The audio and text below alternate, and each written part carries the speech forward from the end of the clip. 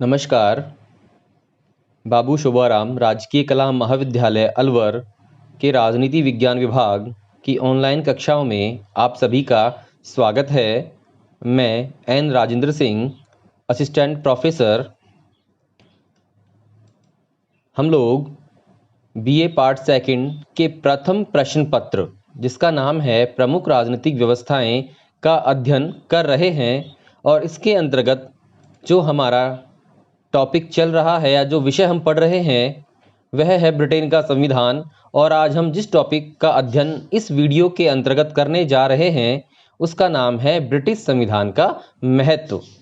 राजनीति विज्ञान के विद्यार्थी के लिए यह जानना समझना अनिवार्य है कि ब्रिटेन के संविधान का क्या महत्व और उपयोगिता है।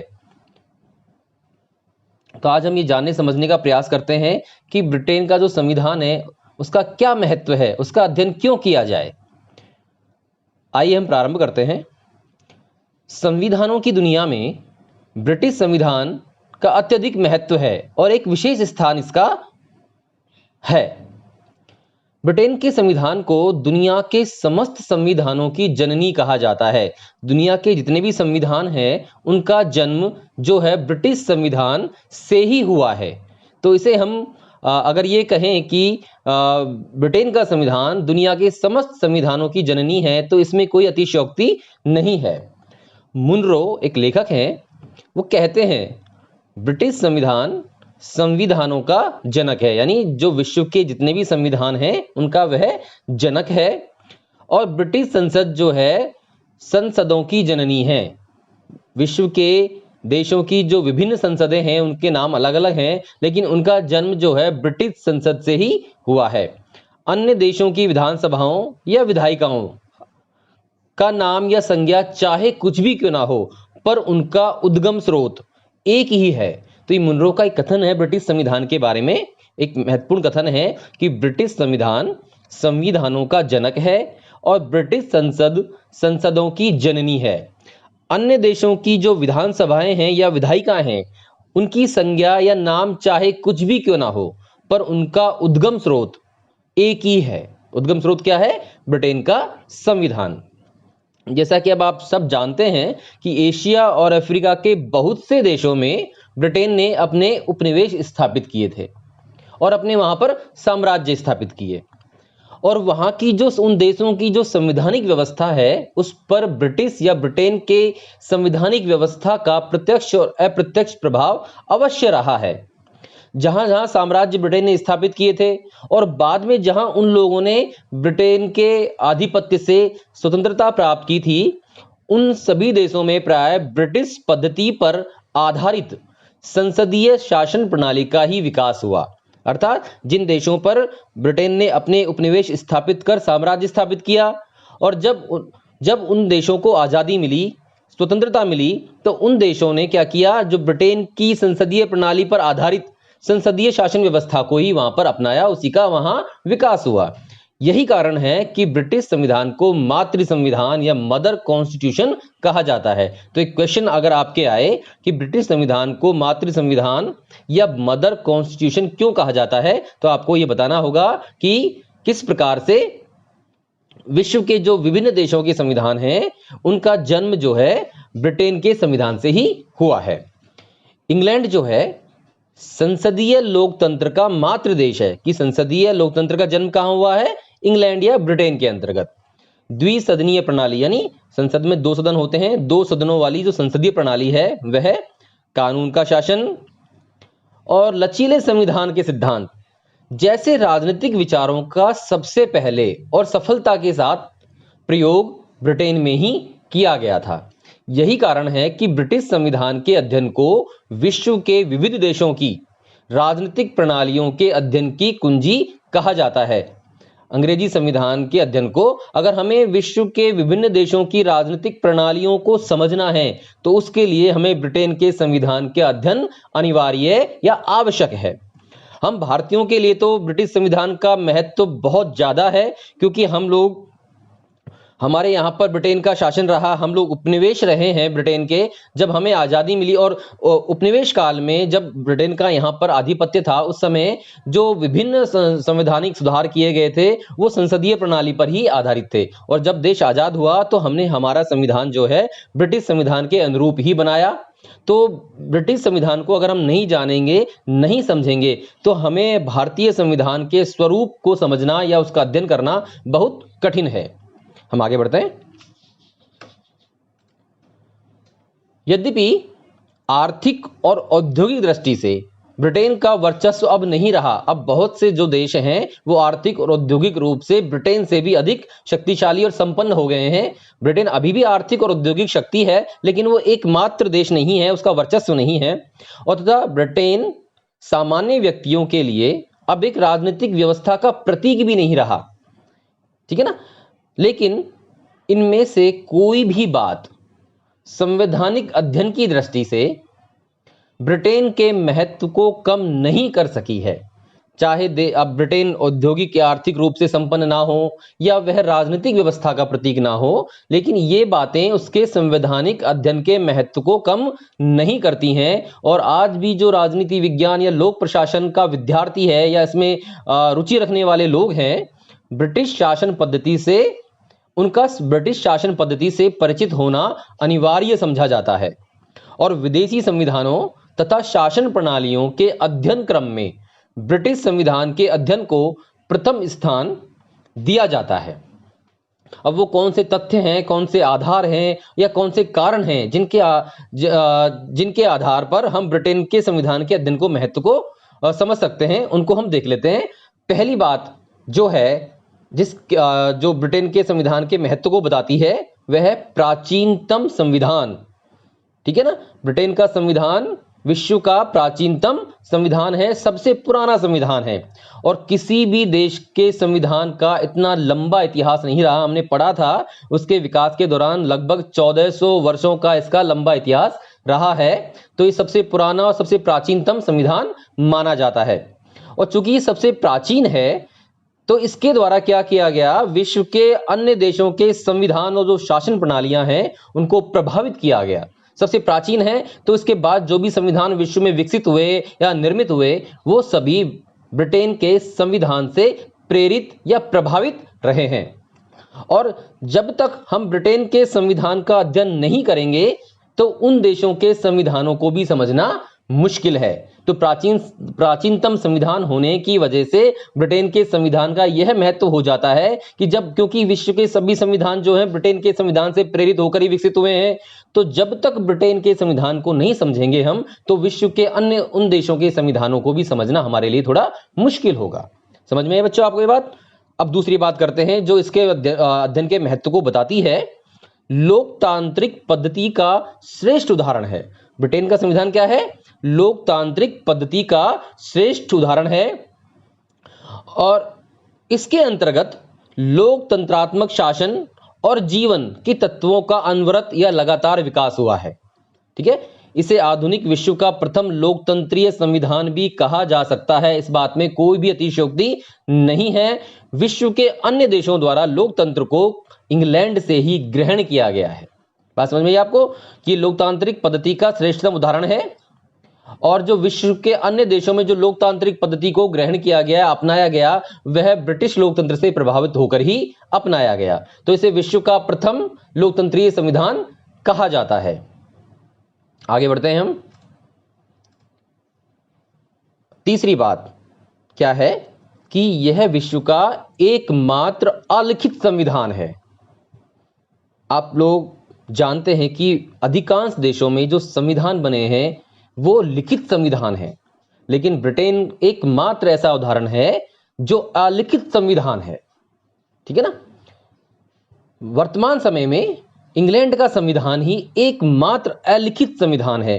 अब चूंकि यह अलिखित संविधान है तो कुछ लोगों द्वारा यह चुनौती दी गई ब्रिटिश संविधान को कि बिना लिखित संविधान के या लिपिबद्ध संविधान के शासन व्यवस्था का संचालन संभव नहीं है। यह ब्रिटेन का जो अलिखित संविधान है यह ऐसे लोगों को एक चुनौती पेश करता है या चुनौती देता है जो ये मानते हैं कि बिना लिखित संविधान के शासन व्यवस्था को नहीं चलाया जा सकता। वो कहते हैं कि शासन के जो मौलिक सिद्धांत हैं वो लिपिबद्ध या लिखित होने चाहिए। तो ब्रिटेन का संविधान उन लोगों को एक चुनौती पेश करता है और यह दिखाता है कि संविधान लिखित ना हो तब भी किसी देश की शासन व्यवस्था का सुचारू रूप से संचालन किया जा सकता है।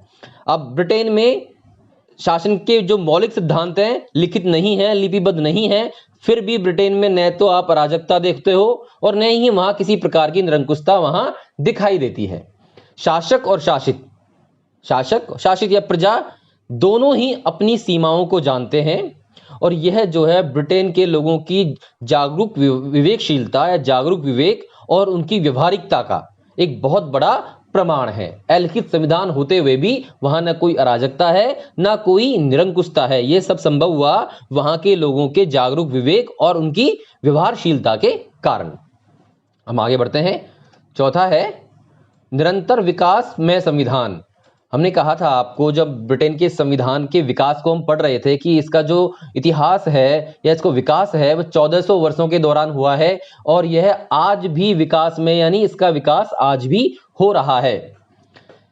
ब्रिटिश संविधान जो है अनवरत विकास का परिणाम है, यानी इसका क्या हुआ है, लगातार विकास हुआ है, धीरे धीरे लगातार विकसित होता हुआ यह आज इस मुकाम पर पहुंचा है, या इसके आज जो स्वरूप है वह एक लंबे विकास का परिणाम है।